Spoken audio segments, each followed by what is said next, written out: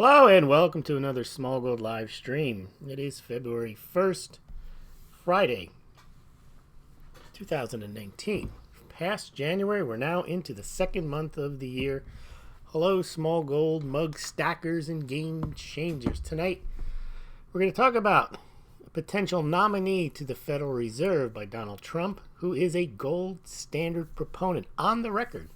We're going to talk about that, and we've got a lot of other topics to cover. We missed last night's live stream due to a debate that I had with David Morgan. You can check that out over at Kennedy Financial on the topic of whether silver is money. Also, we released a quick live stream earlier today on the news that Wyoming has legalized or declared cryptocurrencies money in that state. So please check that out. All right, let's take a look at what happened in the markets today. Now, yesterday was a big day for the markets. Today was a bit of a so-so day. The markets could not quite add to their gains from yesterday in a significant way, but they didn't really lose ground. The Dow Jones up 64 points.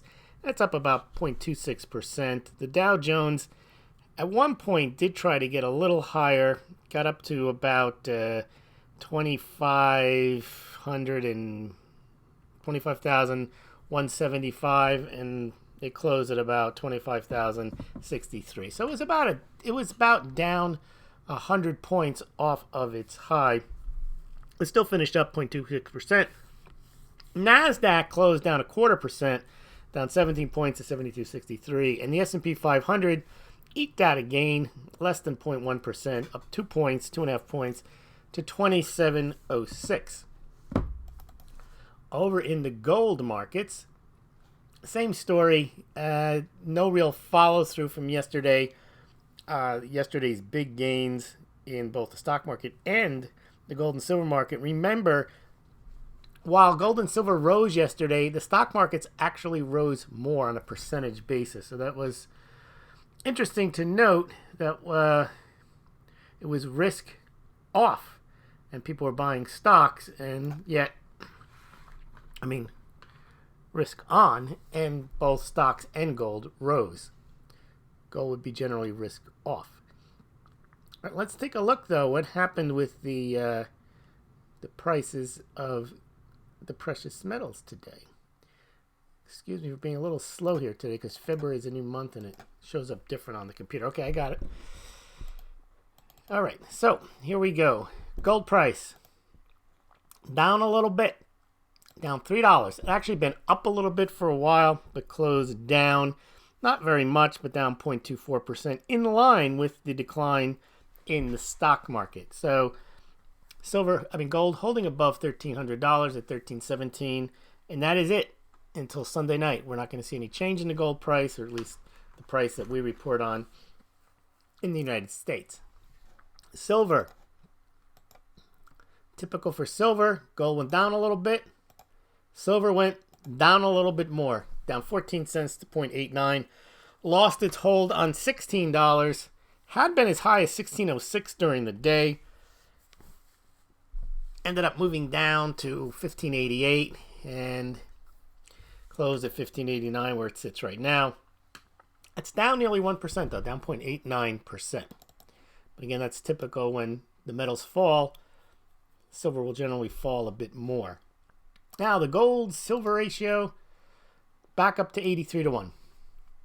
So, as I've been saying all along, unless gold gets a significant rally and enters into a significant bull market, you're not going to see that gold-silver ratio come down because silver will have a lot of catching up to do. One of the points I made last night, I don't think I even made it on this channel. It didn't just occur to me. I just think I'd never really been saying it. But David was talking about how the gold-silver ratio historically been 16-1, 9-1. And you guys know I always talk about how relative rarity doesn't necessarily drive the price of anything. And I use the example of my artwork versus Picasso. Mine is rare, his is more valued, even though it's more abundant. And I use platinum, and I say platinum comes out of the ground 10 times less than gold, but yet gold is more expensive than platinum. But what I realized, or I didn't realize, I've always known this, but I actually mentioned last night, which I haven't mentioned to you guys, is that the reason that the gold-silver ratio was 16-1 and 9-1, and I have said this, is because it was kind of set when they had these bimetallic standards. I had to give them some type of relative ratio. And also the market generally had been setting the values at those points, 9-1, 16-1. But what I realized was the argument I've been making is that silver has no monetary value anymore, has lost its monetary basis. And to a certain extent, gold has lost a good portion of it as well. So when they were both considered monetary metals, it was fair to measure them or value them in relation to each other. But today, gold and silver are entirely different commodities. They're different colors. They serve different purposes. They're both not money, no matter what you guys, some people want to insist gold is money, period. They're not. They're not a medium of exchange. They're not used as a medium of exchange. They're not. The investment demand for silver is only 10-15% of overall demand. They are not equivalent even in their demands. Jewelry is the number one demand for gold. Industry is the number one demand for silver. Investment is the second demand for gold. Investment is the lowest demand for silver. It's behind jewelry and silverware in industry. So that's why there can be no relative rarity argument, because they're distinctly different. They're not apples and apples anymore, in that they were both parts of a monetary system where one money was more plentiful than the other money, and therefore the other money was more expensive because of its relative rarity. Gold was cheaper because there was less of it. I mean, it's more expensive because there was less of it, and silver was cheaper because there was more of it. But now that neither of them are really money, and whatever monetary premiums they have, it's not their primary value. Gold, I would say, has a much higher monetary premium, investment premium. Central banks own it, and therefore that's why the gold-silver ratio has changed, and that's why it's gone higher. All right. Let us move on then. What else do we have in gold today? Central banks are buying gold. Well, gold mining production, this is interesting. Even though we know that gold miners are having trouble, World Gold Council reported today gold mining production hit a new record of 3,347 tons in 2018. So I've been mentioning that even if we see a decrease in gold mining as a result of these mergers, as a result of lower prices, we've mined, or they've mined, in the last 5 years, record amounts. So that even a decline off of these highs is probably not going to be a big deal initially. It's going to take a while for decreased mining production to actually have an impact on supply. And we did have yesterday, Jim Cramer come out and he says gold's going to 1,500. Take that for what it's worth. I don't know. Jim Cramer sometimes makes some horrendous calls. Sometimes he's right. Sometimes he is not. Now, as to that silver debate last night, I wouldn't read into this whatsoever, but I did find it interesting. Prior to the debate with Mr. Morgan, and it wasn't really a debate, it was more of a sharing of information, but 68% thought that silver was money in the poll. And after the debate, they asked who convinced you more, and it says Lewis, 65%. Now, I took the position that silver wasn't money. So it's interesting that people going in thought silver was money. Not that I think leaving it, they thought that silver wasn't money, but it's interesting they thought that I convinced them more, and I was taking the position that silver wasn't money. Not sure if that means much, but we put it out there. Now, a couple of other things with the markets, because there was a job report today, and that you would have thought drove sentiment higher, but after yesterday's big day with Powell and the Fed, this was kind of expected, but actually not. Let's step back. Yesterday, Powell, the reason for the market rally yesterday was Fed Chair Powell was saying that there's no need to raise interest rates. We don't have to worry about inflation, the economy, there's some crosswinds. We're going to be patient. And today, which is normally good news, you have these non-farm payrolls coming out. Well, 304,000, smashing expectations, like 70-80% higher than what was expected.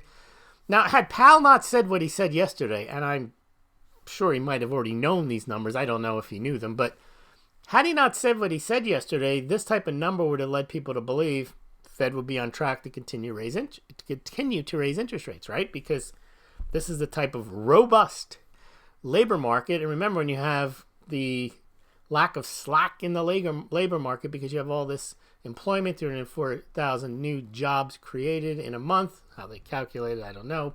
I do know, but they don't. It's not really specific. They can't really point to specific jobs that were created. That's a different issue. The point being is they use these numbers as an indicator of the health and strength of the economy, and they also use them to indicate the type of inflation you might have, because the tighter the labor market, that means that labor costs rise. You start to get inflation seeping through the system. And yesterday, Powell was saying that there is no inflation, and that would be the main reason why they'd have to stop being patient and get into raising rates again. But it seemed like he had pretty much called off any further rate hikes.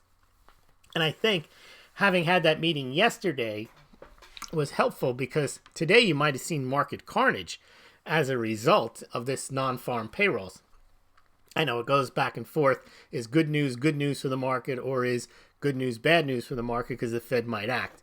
But I think in this case, had Powell not struck that ultra dovish tone yesterday, these types of payroll numbers might have led people to believe, hey, we're still on the rate path hike.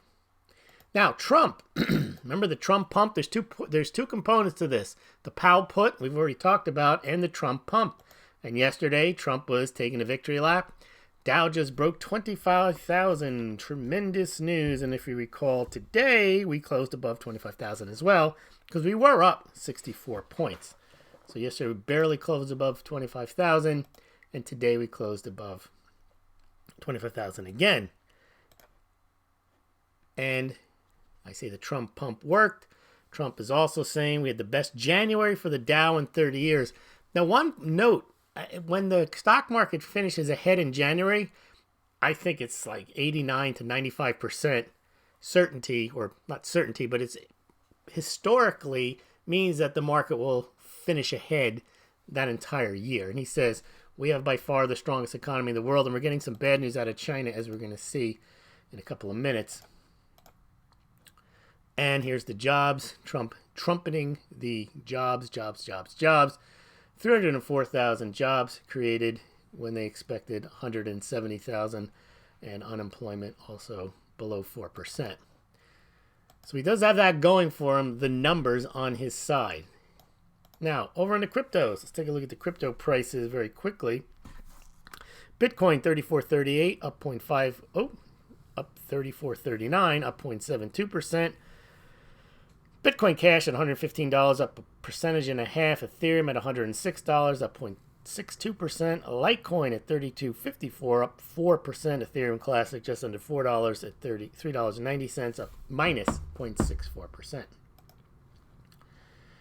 Now, yet we announced earlier today this new Wyoming law that passed recognizing cryptocurrencies as money. And I thought it was very timely that David Morgan was talking last night about all the states that have recognized gold and silver as legal tender in their states, which he did mention last night that the Constitution has a provision that it's actually a negative provision that says no state shall create any coin other than gold and silver. That doesn't mean they have to issue any currency or that they have to issue gold or silver. It means if they're going to issue coinage, which they don't, they'd have to use gold or silver. That doesn't mandate that the federal government issue gold or silver. But in the points he was making was, and I have a chart on this somewhere, I keep updating, and every time I'm ready to do the blog post, another state approves it. But there's a number of states that have approved gold and silver in their states, free from taxes, and you can use them as legal tender, although they're not used as legal tender, but they have that status. This was the first I've seen. I know in Ohio, they have agreed to accept Bitcoin as in payment of taxes through a payment processor. So the state doesn't actually take the Bitcoin. They set up BitPay in front of it, and you pay your taxes with the Bitcoin through BitPay, who then converts it into dollars and sends it to Ohio. But this is a case where Wyoming, a state itself, has passed a bill to recognize cryptocurrencies as money. And I'll put link to this article in the show notes. I also have looked at the statute. It looks like this goes into effect sometime later this year in July, which means that this says June 31st. I think it's July 31st, but it doesn't really matter. The point is that the law has been passed. And cryptocurrency is a very wide definition that they use. It was crypto tokens, crypto securities, and obviously cryptocurrencies. I can understand currencies being considered money by state definition, not getting too deep into the characteristics of money, but crypto securities, not sure why they would include those. That would include you get a token that gives you an interest in a company or a DAO where you're dependent upon that company or that operating entity to provide you with some profits so that the token has more value. That's not really money. That's like saying stock certificates are money, but it does open a door for people to trade digital securities if you actually can get to the point where you can start issuing tokens instead of securities. You might be able to trade, and this doesn't make sense because you're not allowed to trade securities without an exemption from registration, and you generally trade your securities on the exchanges. So it's not like you could take your securities out and get the certificates and just transfer them to people. You generally have to have some type of exemption. So I'm not sure what they're talking about there, but I haven't dug into the statute. I'll do that and report on that at a later date because this is a new statute, but it doesn't go into effect until later on in the year. But I do think it's significant that a state in the United States would actually recognize cryptocurrencies as money. And I did read the statute. This isn't like Yahoo or Cointelegraph editorializing. They do use the word money, referring to cryptocurrencies in the statute. In other regulatory news, Belarus' biggest bank is working on launching its own cryptocurrency exchange. So people have been trying to tell you it's going away, they're going to regulate it, they're not going to accept the competition. I think that ship has long since sailed. That's not what they're trying to do. Most governments are trying to figure out a way to corral it, to tax it, to bring it under the regulatory structure, and to make money from it. I think the days of trying to ban it and round everyone up and arrest it are long since been gone. Even Iran announced they're going to launch a gold-backed cryptocurrency as anticipation for crypto real grows to evade U.S. sanctions. Good luck with that. We saw how Maduro had his oil-backed, gold-backed petro, whatever it was. But you do see sanctions do cause countries to go in this direction, and eventually it's a lot easier for them just to use an established cryptocurrency like Bitcoin. Speaking of Bitcoin, Fidelity ready for liftoff. Its custodial service is just weeks away from launch. I think it comes out in March. Again, this is a big development because Fidelity has $2.7 trillion of assets under management, and they're just looking to add another niche market, and people who have accounts with Fidelity, institutional investors who have accounts with Fidelity, will be able to avail themselves of this storage. And that's one reason that institutional investors don't have cryptocurrencies, assuming that they're interested in them, is because the storage issue is an issue. They're not going to buy a treasure and put $50 million worth of cryptocurrencies on there on behalf of their clients. Also, talking about crypto exchanges, we saw Belarus crypto exchange in Germany. Germany's second largest exchange, Börse Stuttgart, launches crypto trading. Yeah? Okay. Well, there you go. Another regulatory environment where they're trying to capture the trading and not leave it to these rogue exchanges. This is Germany's second largest stock exchange in Stuttgart in Deutschland. And speaking of regulation, this guy here, well, let's see, the Bitcoin ETF looks like it's back on. Well, not back on. we reported the other day, here he is, that is the guy, Gabor Gorbaks. He is the guy leading the charge. He works at Van Eck. His job is to get a Bitcoin ETF rule change made so that his Bitcoin Van Eck ETF can be approved and start trading. And they had pulled the Bitcoin ETF document about 4 or 5 days ago maybe a week ago, when the government was closed, and they've refiled to start the clock again. Now they have 245 days to work through whatever issues that they may have. Now, interestingly,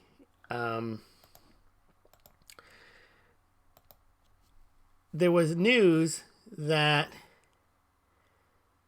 well, I read, and it wasn't news, I actually read this. In the Bitcoin application, the exchange, meaning the people making the application for the rules change on behalf of the ETF, the exchange has entered into comprehensive surveillance sharing agreements with Gemini Exchange. That's the Winklevoss twins. They're also trying to get a Bitcoin ETF off the ground, but they're also running a Bitcoin exchange in New York, which has a New York State bit license, and they're working to establish similar agreements with other Bitcoin exchanges. Now, why is that important? Because one of the reasons that the Bitcoin ETF has not been approved to date, they're concerned about, one, custody, which I think that's going to go away. I think they've got that nailed down. Fidelity is going to have custody. They have their own custody. I don't think that's an issue anymore. The second issue is whether the SEC would be able to have what they call market surveillance sharing agreements, where they can have some type of transparency into what's happening in the market and figure out whether there's manipulation going on. And the way to do that is to have these surveillance sharing agreements, and that's what Van Eck is looking to do with this agreement with Gemini, who has such an agreement, and they're looking to get more. Now remember, BACT is going to have that. It's not launched yet, but that'll help as well. There's going to be a lot more eyes looking on these exchanges. And here it says, well, this is where the guy, this is just a repeat here, they refiled their Bitcoin ETF proposal. But here's the other news, is NASDAQ. No one does market surveillance better than NASDAQ. Report, NASDAQ is now working with 7 cryptocurrency exchanges. And what does NASDAQ do? Market surveillance. So if that's what NASDAQ does, and the SEC is satisfied with everything else that NASDAQ does for purposes of providing adequate market surveillance, if they're doing it for Bitcoin, I'm sure the SEC is going to be fine with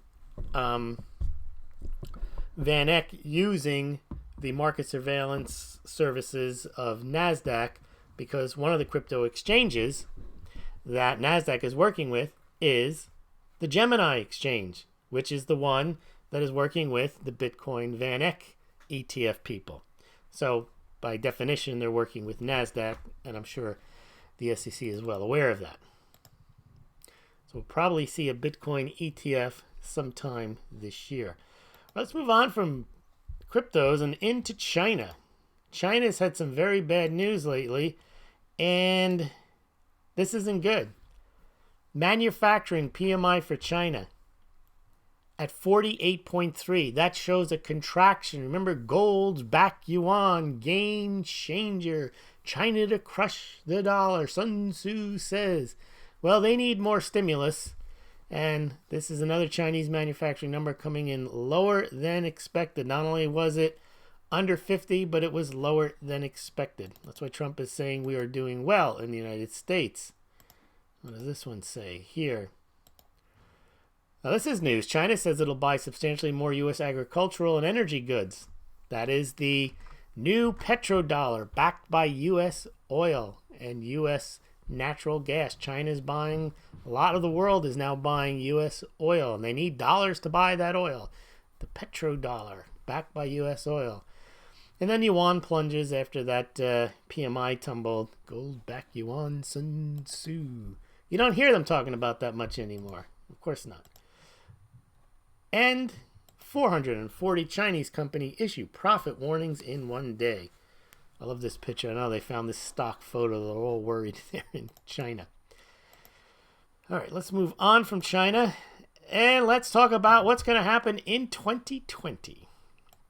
Well, guess who's running for president officially? Spartacus. Cory Booker has announced he's running for president. Let's see how he does. And Dizzy Miss Lizzie. Now she's running, and she's made quite a name for herself with her tax proposals. But she decided she can't leave this DNA test, this I'm a Cherokee alone. She decided to make a big issue out of it by claiming her whole career that she was Native American. She had high cheekbones. She identified as such. And then when push came to shove and she was challenged by it, she thought she better get that issue off the table and go out and get the DNA test so that when she actually runs for president, it won't be an issue. So she takes the test and she finds out she's 1024th Native American, meaning she's not Native American at all. Well, then she came out today and she wanted to apologize to the Cherokee Nation for taking the DNA test. And obviously, it seems to be a cheap gimmick, I would imagine, to say, hey, I'm going to prove my ancestry through a DNA test, so I'm like you, don't you see? Well, I say she now has to apologize for that beer kitchen incident. I don't think she's off to a good start yet. Let's go over to taxes. Now, Dizzy Miss Lizzie has been talking about this $50 million wealth tax. Of course, that is a tax on your assets over $50 million. Of course, she only has $8 million, so that excludes her. Bernie Sanders is talking about tax. All these politicians are talking about taxing you. They want to tax your income. You got Alexandria Ocasio-Cortez talking about 90% tax on income. You've got people talking about taxing assets like Dizzy Miss Lizzie. And then you got Bernie Sanders talking about taxing your estate. Because if the 1% got the money and they try to hand it to the kids, then we got to tax that. Okay, that's what he wants to do. But if you think about how stupid this is Moronica, but this isn't tonight's Moronica. But, okay, so you tax the income initially. Now, the higher you make taxes, I don't care what you say, it's going to discourage people from making more money. Why make the additional money if you're going to lose 90% of it? It's just not worth your time if you're in that business. Then you go out and you buy stuff with all the money that you made. Well, once you get to Dizzy Miss Lizzie's 50 million threshold, you start getting taxed on it. So you stop buying stuff, or you start hiding what you bought because you don't want to be over the 50 million and pay tax on it. And then you go to pass it on to your kids, they want to tax it again. I mean, this is triple taxation, and all they're doing is they're not creating a situation where the pie grows. They're just trying to take away from the existing pie. And if I was in charge of all this stuff, my job, I mean, if you are truly believing that the government does everything and the government has to do everything and the government needs money, I would try to make it such that people can make more money, buy more stuff, and feel comfortable that no matter how much stuff they have, that they're not going to pay tax on it. And they'd get more money, I think, in income taxes if they just allowed people to feel confident that no matter what they make, they're not going to lose it in this triple taxation regime that you put together. Cortez's income tax with Dizzy Miss Lizzie's asset tax with the Mr. Bernie Sanders, the 1% tax on inheritance. You got triple taxation there. That's not going to make them get more money in taxes. Or they just run the calculation. They say, so see, it's going to bring in all this money. Not assuming that everyone's going to readjust their behaviors. You want to have more people making more income, period, as they say, so that you can collect more taxes. And that's it. The more money that people are running around trying to make, the more money they're going to make if they don't feel that they're going to lose it to taxes. And then they'll make more money and you can tax at a reasonable amount and they'll make more money that way. The idea of taxing assets 3 times really it's moronic, and it only satisfies either a lack of economic ability to understand anything, or it satisfies the envy. It's like, well, those rich people shouldn't have all that money. And it's funny is when you explain it this way, they think you're defending rich people or you are a rich person. It's like, no, I'm defending common sense. It doesn't make any sense. If the goal is to get more money in taxes, that's not how you do it. That's a mindless way of doing it. There it is. So I said wealth tax should apply to any public servant, like a politician, who amasses net assets over $1 million in their career. Tax that at 90%. See how they feel. You see, politicians don't really generate any revenue, but somehow they all leave office with, like Bernie Sanders. How does he have 3 houses? He didn't have his first job till he was 40, and then he's been a politician. You don't get paid much being a politician, so I don't understand how these people end up with all these assets. It's not. I don't think it's because they're saving. I have no, and I don't want to get into their finances, but they want to get into yours, and they want to take your money. They want to tax it when you make it. They want to tax it if you own stuff, and they want to tax it when you want to hand it off to your kids.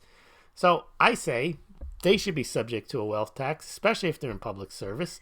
Public service doesn't mean you end up leaving richer than you went in. It means it was a sacrifice. Well, I guess it wasn't for some people like Bernie Sanders if he's rich now, or Lizzie Warren because she's rich. I mean, why should you be rich just because you've become a senator or governor or whatever? You're supposed to, that's service. So tax them 90%. Now, I'll never pass a law like that, but the people would like to see that, I'm sure. I mean, this tweet got 75 likes in a very short period of time.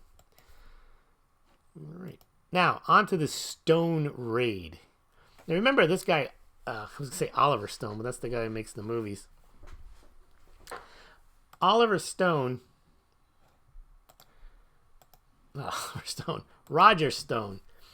He's like I guess he's a campaign strategist.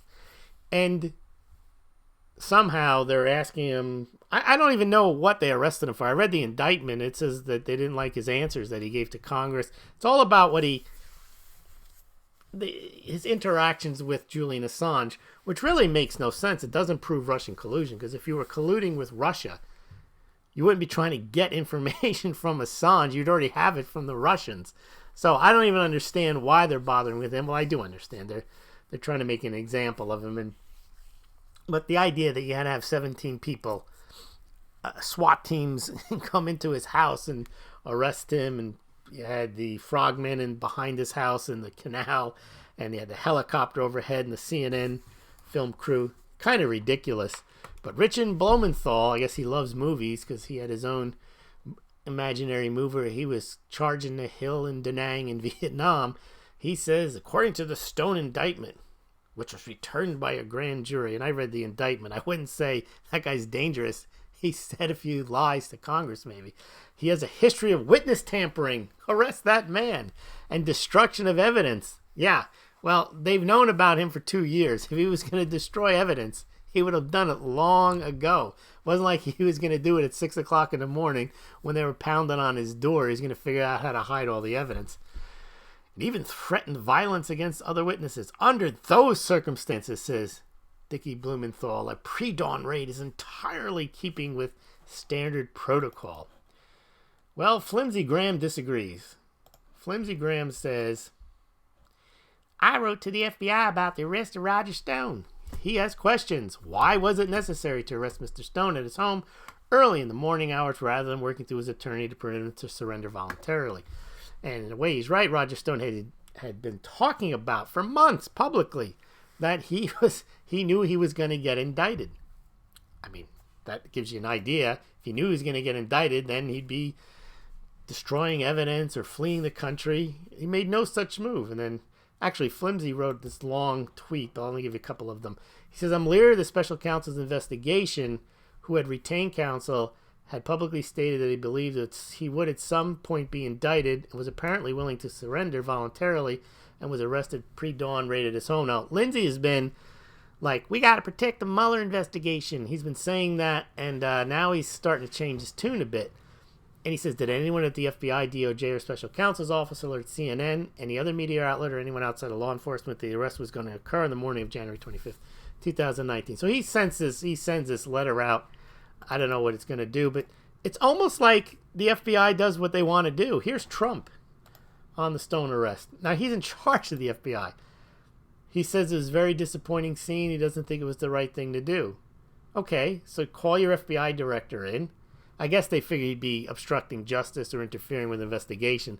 That's why he doesn't do it. So I guess you have to leave it to Lindsey Graham. But the whole thing is, it seems to be a farce that with all the crime that's going on in America or anywhere, that it's Roger Stone that gets 18 federal agents surrounding him to try to take him down for misstating things to Congress. Now, he wasn't charged with colluding with Russia. I can almost see it if he was charged with, colluding with a foreign power, and he was like the most dangerous guy out there. Maybe not to do physical damage, but he can bring down the country because he actually has been colluding with a foreign power. But he wasn't charged with that. Not yet, say the people that believe that Mueller has this up his sleeve. Now, this is also very interesting. What's going to happen next week, and you haven't really seen much on this, but Flimsy Graham is the head of the Judiciary Committee, and he's going to plow through next week some federal appointments for district court and circuit court judges. And in them, I think there's 2 newly nominated judges for the Ninth Circuit. And normally what happens in the circuit court judges, the Ninth Circuit is the notorious one where they always block the president, very liberal. And normally the senators from those circuits will make recommendations, and the president normally goes along with them. But this time, Kamala and Feinstein, California senators, they made their recommendations. Trump said no way, and renominated the conservative judges to be on the Ninth Circuit to try to put some balance on that circuit court. It's the largest one in the United States. And those will probably go through, since the Republicans have 53-47 majority. They don't go through the Congress, though. They've already had hearings on some of them. They may not even hold hearings on others. They may just vote. Unless Romney, Murkowski, Collins decide they're going to vote against these people, they'll probably all get nominated. There's another raft of judges that need to be appointed. Also, probably Bob Barr should be appointed or approved and become the Attorney General sometime next week. And Nellie Orr. This is an interesting thing that not really getting much attention, but she is the wife of the third up guy at the FBI. She worked at Fusion GPS, which is already a conflict, and she herself researched the Trump kids for Fusion GPS while she's married to this guy, Bruce Orr. Unbelievable story here. We'll see. I think the way Trump is playing this is he wants to see the end of the Mueller investigation. He wants it all to come out. And then I think once it all comes out, he responds with whatever denials he has about what's in there. And then he instructs Bill Barr, the new Attorney General, to look into all this other stuff, which appears to be bias. Now, Trump and Pelosi still arguing.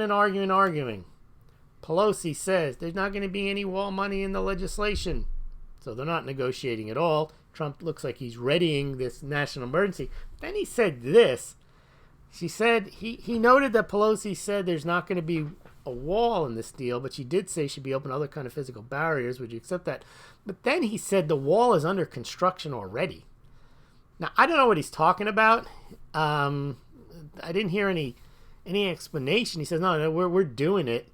We've already got contractors. So I don't know how all this works legally. He's going to declare an emergency, but it looks like he's already got plans made up. He's got people hired. So it's going to be a big battle. But we'll just have to follow that as that goes along. We're almost ready for our story on Trump appointing a gold standard proponent. But first, let's get to Moronica. Uh-oh, we got a moron here. Presenting the distinguished international news commentator and foreign correspondent, Smaulgld. This has been an extraordinary week in world affairs. No, I told Hillary Clinton that that's moronic. All right, this is moronic. Now, BuzzFeed, I think Huffington Post, a bunch of outlets are realizing that having hundreds of, quote, journalists is very expensive. I don't even know to this day and age they still have these massive newsrooms because it's very expensive to pay somebody full-time to write stuff, and then they have to come up with stuff to write, and the audience really isn't there. A lot of people don't even have time to read news. A lot of people just get their news in snippets on Twitter. And what makes matters worse is these journalists, they troll Twitter. When I say troll, I mean they troll to find stuff, not troll to bother people. They do that too, but they troll to find stories on Twitter, and they just repeat, and they put tweets in. They say, oh, this happened, somebody said this. I mean, you don't really need to pay somebody a journalist salary to do that. And usually people have already seen the tweets, so they're not really interested in having somebody collect or curate the tweets, and they don't make the ad revenue, and then they have to write 17 reasons why you should have pumpkin spice for breakfast. They come up with these foolish stories. Well, anyway, they're firing a lot of people, and what some trolls started to do was to, when people were bemoaning the fact that they lost their jobs, was to say, learn to code. And Twitter threw a fit. They thought that's targeted harassment when you tell somebody to learn to code. Now, I think Tucker Carlson did something. This one is from the Daily Call. They're all pointing out that when jobs were leaving, coal miners were getting laid off. They were trying to say that Obama said it when, well, what's he going to do? These jobs are gone. We got to train them for the new economy. Yeah, well, that's generally what people say. They don't want to say, listen, we're going to make sure that the journalistic environment improves so we can get you back on.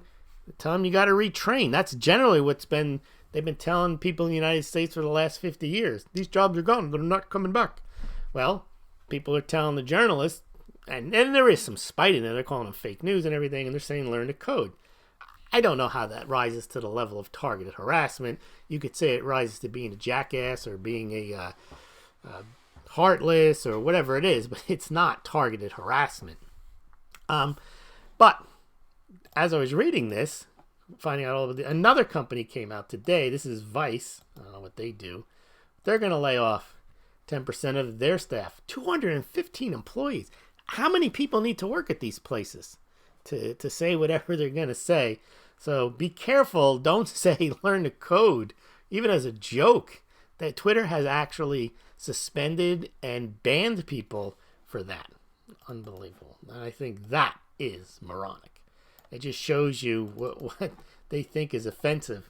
Meanwhile, you got death threats going on Twitter, all kinds of other abuse, and that's what they choose to focus on.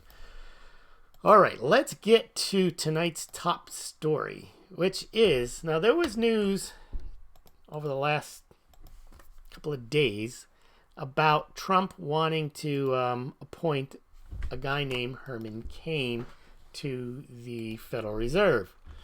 Now, the media was abuzz about this, and they were trying to say that that's a bad thing because if you remember, Herman Cain ran for president in 2012, and they were complaining that he had to leave due to some sexual harassment charges. So that makes him ill-qualified for anything because, here's Trump. He's deemed to be a sexual harasser, grab him by the beep, and so on. And now, if he were to pick this guy, Herman Cain, he'd be just birds of a feather, and that's why he was picking him. But actually, it was interesting. As a guy, C Sigma show, he pointed this out to me, that Herman Cain had been a proponent of the gold standard. He had a link from like 2010. But I remember that. And Cain, when he ran, maybe you might remember, he had this pitch, 999 plan. And that was basically, he was going to take a 9%. The 999 plan was business tax 9%, personal income tax 9%, and then slap on a federal sales tax of 9%. That's a far cry from Alexander Ocasio-Cortez 90% tax, and it doesn't include any tax on assets over a certain amount or some type of inheritance tax. And the idea was 999, and he would run around saying that. And he was actually a relatively formidable candidate, but he got sunk on this. I don't know what he did. It was either he was cheating or he was abusing or harassing. I don't know. But he left. He left the. He wasn't winning, but he wasn't in last place. He was a contender in 2012. Now, he had been the chairman of the Kansas City Federal Reserve. So Now, the chairman of the Kansas City Federal Reserve is, I wouldn't say a nobody, but he's not on the FOMC. He doesn't make the decisions whether to raise interest rates, how much QE to do, and stuff like that. It's not possible. He runs one of the Federal Reserve banks. The only Federal Reserve bank that really matters is the New York Fed. There's one in San Francisco. There's one in Atlanta. You take out your wallet and look at your bills. They're all issued by different Federal Reserves. So A is Boston, B is New York, C is Philadelphia. I think D, I don't remember. E is Richmond. I think G is Chicago. They're Minneapolis. They go across the country. Anyway, those are the Federal Reserve banks, local Federal Reserve. St. Louis has one. That's where Bulletter's from. But Kane was ahead of one of those banks. Now, in the past, Kane has talked about explicitly returning to the gold standard. He says, yes, I believe, this is from Politico 2010. Yes, I believe in the gold standard. We should have never gotten off the gold standard. This is a Fed guy. This is the guy who worked at the Fed. Because when we got off the gold standard, that then allowed Congress to inflate our currency whenever they overspent. Now look at the mess we have. Now this was 2010. Also in the article, Kane also rails against, quote, immigration problems. So you can see why Trump likes this guy. I don't know which post he would take. It's very interesting that Kane is interested in the gold standard. Now, he actually wrote an editorial in the Wall Street Journal. This isn't just him. That 2010 comment was a quote from him on the Sean Hannity radio show in 2010. But when he was running for president in 2012, as I mentioned, he had written a book called, what was it called? An Army of Davids, 999. That was his whole thing. And he would do a little chant when he was in the debates. And that book included that 999 tax policy, but it also included advocating for the gold standard.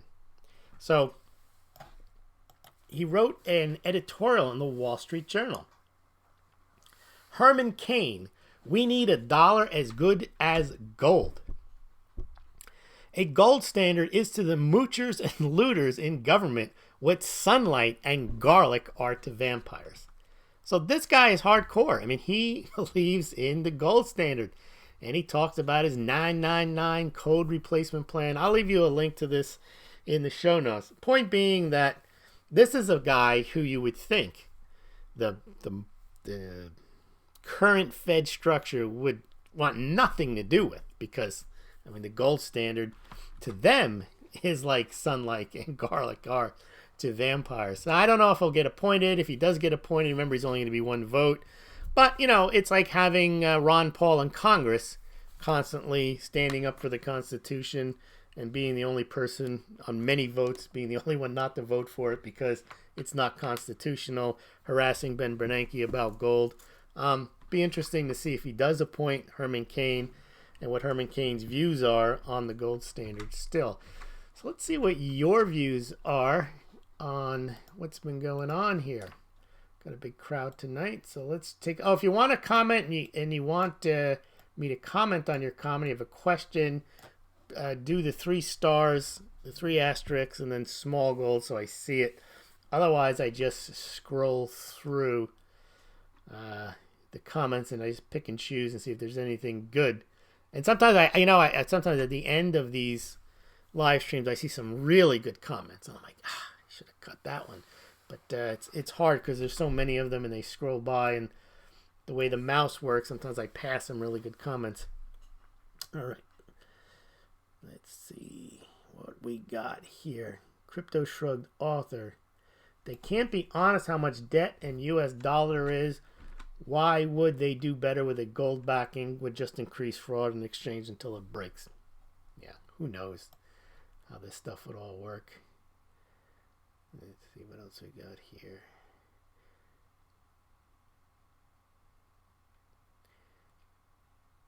Jack AG, wow, is what I'm reading in the title correct? Yes, and this isn't, someone wrote in, I originally had this up 3 hours ago, but then I decided to do a quick update on the Wyoming story.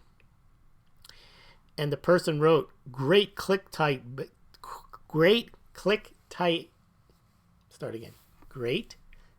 Click title. Clickbait title is what he said. And then he said, but there's going to be great analysis behind it. Now that comment isn't there anymore because that clickbait title got changed to Wyoming to recognize cryptocurrencies as money. That also sounds pretty clickbaity, but that is actually what happened. This is actually the same thing. Trump to nominate gold standard proponent to the Fed. This is Herman Cain. Yes, Jack AG. Am I reading the title correct? Yes.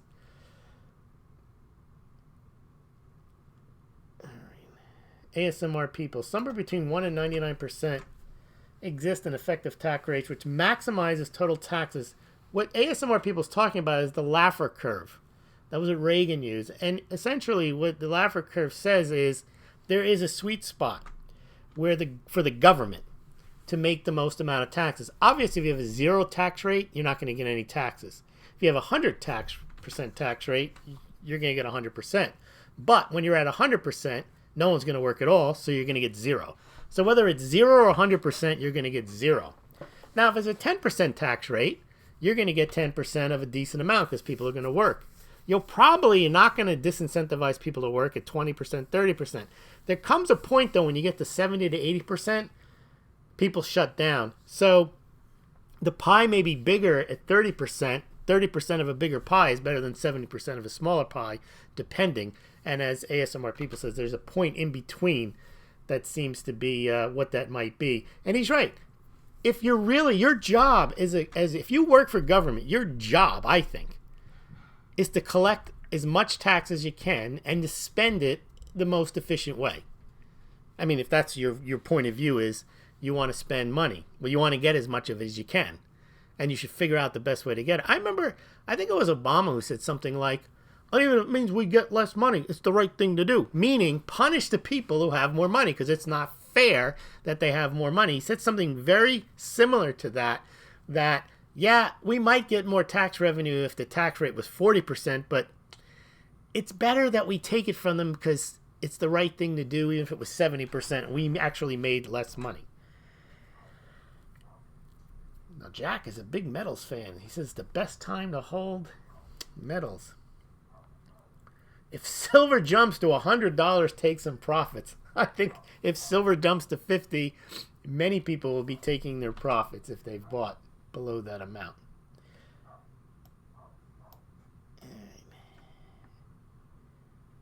By the way, says ASMR people, all I'm interested, Providence selling secondary market rounds for 59 cents over spot this weekend. Okay. What else do we got here? Pablo Pina. It's a big mess when they're doing with these crypto pushes and exchange. I don't know what that means. All right, what else do we got here on our chart? On our chat. Jack AG. Most people don't own any metals from what I've heard. Andrew, however, it might be society's best kept secret. I don't talk about it openly in person. AUAG 999 inflation since 1913, 99.9%. I don't think it's that high. I think it's 97%, but that's the idea. But that number is misleading in some ways. Because there's certain things back then that you couldn't buy for any amount because they didn't exist. Like a TV set didn't exist. A refrigerator didn't exist. So technology has given us more goods to buy and services to buy as well. But that is true if you look at some of the base products. But also you made less money. So there's also, you got to remember, even though the dollar's lost value, in order to compensate for a good portion of that, wages did go higher. So if a stick of butter was 3 cents back then, remember, you made $4,000 a year, $2,500 a year. So it's misleading, really, to say the dollar's lost X percent of its value because the whole economy works on the dollar, and then wages, they don't keep up with the inflation over the time, but they do go higher. So it's not really 97, 98%. However, what it does highlight is if you had gold at the time in the dollar amount, that gold would be worth more, obviously, than the dollar. So there's one way of comparing it. All right. Lewis, say that title 3 times fast. I couldn't do it, Pablo. Sorry about that. All right, guys. I'm going to have to... D.W. Lewis, I wish people who work at our government would think like you do. Yeah, well, they don't. That's why... that's why they work for government. That's why I don't work for government. It's a different mindset. Chrono Trigger fan. Trump knows what is coming. That is all I need to know. Yes, that is true. All right, everyone. Make sure that you've got your Smaulgld game-changing mugs. If you haven't ordered one, make sure you order one. Make sure you become a Smaulgld patron. Donate via PayPal. Hold up your phones if you got a loaf wallets and Litecoin, Bitcoins, and lawyers, guns, and money. Whatever you can do to help out the cause of the Smaulgld game changers. Thank you very much, everyone. And we'll see you tomorrow. Make sure you check out the debate between... why don't I give you a link? I'll give you a link right now, right here, right now, so you can check out my conversation with Mr. Morgan over at Kennedy Financial. I think it's too late to vote on, quote, who won, but that's okay. You could still go over there and have a listen. I got to find you the thing for you. Here we go. Give you a link. Also, if you're interested in buying gold or silver, you can do so at the Smaulgld site. We have affiliate links from SD Bullion, Money Metals Exchange, and Golden Eagle Coin. You can compare pricing and shipping over there. Smaulgld gets a small commission, and you get the same price, same service as you would if you visited those sites directly. So please check those out. Might not be a bad time to go check those out. And here is the link for the debate I had with David Morgan. Oh, it's not coming out. Let's see. As moderated by Philip Kennedy. There it is. Oh, please check that out. Segwit and Legacy. What are you talking about here? All right. Segwit and Legacy. I'm going to let you guys go. We'll keep it under an hour. Oh, Chrono Trigger. Are both the Bitcoin donations address valid? The one in the description is different than in the video. Oh, yes, yes. So let me just see here. You're saying that in the description, you mean below? I've got a Litecoin L, yeah. And then up above, I have... They both work, yes. They're both attached to my account. So, yes, you can send to both of them and see which one arrives faster. But thank you for taking a look. And, yep, saying goodnight to everybody. Oh, we're talking about the Buffalo. Half-ounce Buffalo for $7.08. Where'd you find that? They don't make those anymore. They only made those in 2008. Interesting. Hold mugs and stack precious metals. That's right. All right, everyone. Litecoin is life. That's right. I used to say that all the time. Litecoin is life. I'm glad you remember that. That was during the last run-up. I also remember now I did crypto hippies, too. Litecoin is life. That is all you need to know. All right. Good night, everyone. Good night. And visit Smaulgld.com. Local coin shop. What'd you pay for that, Love the Metals? Let me see. What'd you pay for that? $7.08. That's not bad. There's a premium on that coin, though. Because it's rare. I always thought they were cool. All right. Let's get out of